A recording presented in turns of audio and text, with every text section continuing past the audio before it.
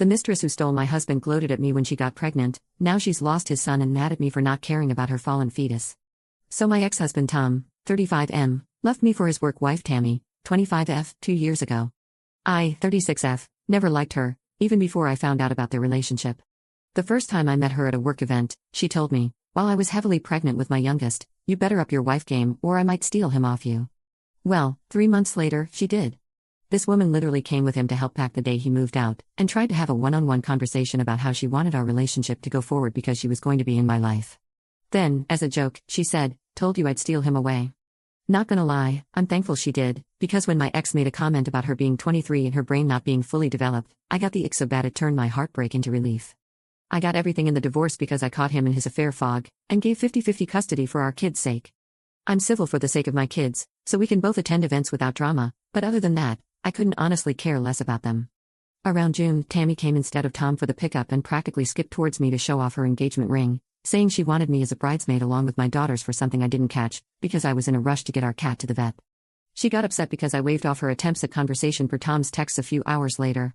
The same thing happened again in September when she told me she was pregnant, which again upset her when I showed zero interest.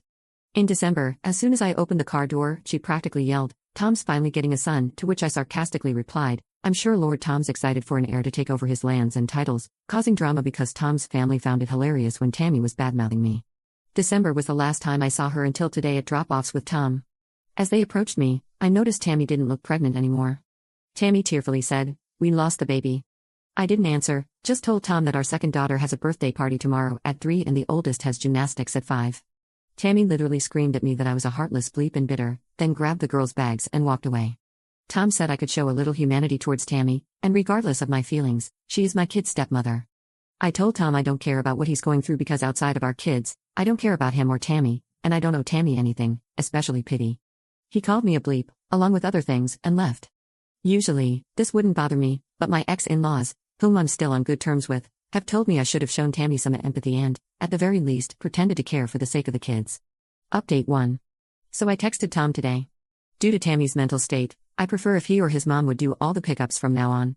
If Tammy's mental health gets any worse, I want the girls full-time for a couple of weeks until it's a healthier environment for them. Tom tried to call me, but I texted him saying I prefer texts. He said he wanted to have a heart-to-heart, but yeah, not gonna happen. I asked if it involved the girls, and he said yes, that it's also about all of us going forward and the relationship he wishes for us to have. Basically, he wanted family therapy with himself, me, Tammy, and the kids. I said if he thinks the kids need to see a therapist, I would be happy to find one we both can agree on, but again, he just kept bringing it back to us. After a few hours, knowing it was going nowhere, I just left him on read. I called my ex-in-laws, told them the situation, and how I don't want to be involved with anything involving Tammy and Tom unless my kids are directly involved. I reminded them that I've expressed multiple times that I don't care, and I don't want anything more than a civil co-parent relationship. I told them that even though I value my friendship with them, I will go low contact if it happens again. Mother-in-law apologized, saying she was very emotional because, at the end of the day, Tom is her son, and he was heartbroken, plus the baby was her grandchild, which I completely understand and I forgive her. Now, here's where it gets weird. Tammy showed up to my house, randomly and uninvited. I've watched enough true crime to know not to open the door, so I talked and recorded her via the doorbell cam. She was crying, saying she was sorry and she just wanted to be my friend. Then she said I need to forgive her because she lost her baby as karma for what she did to me. She was saying other stuff but I couldn't understand her. I rang the police, then my brother, and Tom. She didn't get arrested or anything, but Tom talked to my brother and said he was taking her home and agreed it's best if I have them full-time for now. My girls are at home safe, and my brother will be staying with me for the foreseeable future.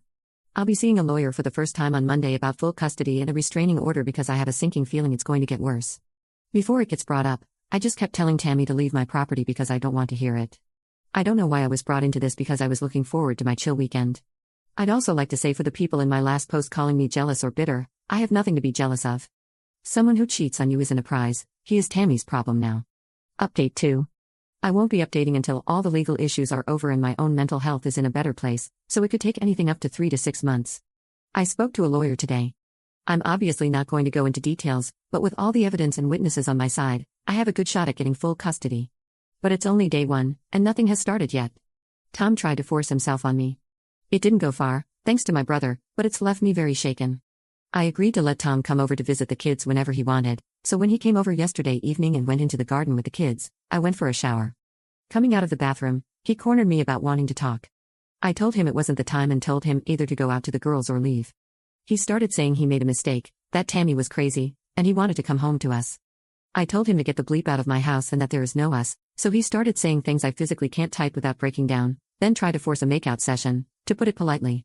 Thankfully, my brother heard and came running. Unfortunately, the kids heard everything when my brother and Tom started fighting. I was in complete shock at the time and couldn't move. Even when Tom was being taken away, I was too scared to move and couldn't comfort my crying children. Not my proudest moment, I admit. I don't know what to do with Tom going forward, but I know I can't face him ever again, even with supervision from my father or brother, who both work in law enforcement.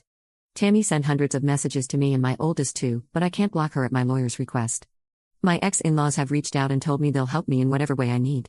His sisters have disowned him, but this is still all very new, they might change their minds. I plan on moving after everything gets sorted so I won't ever cross Tammy's path. Thank you all for your love and support.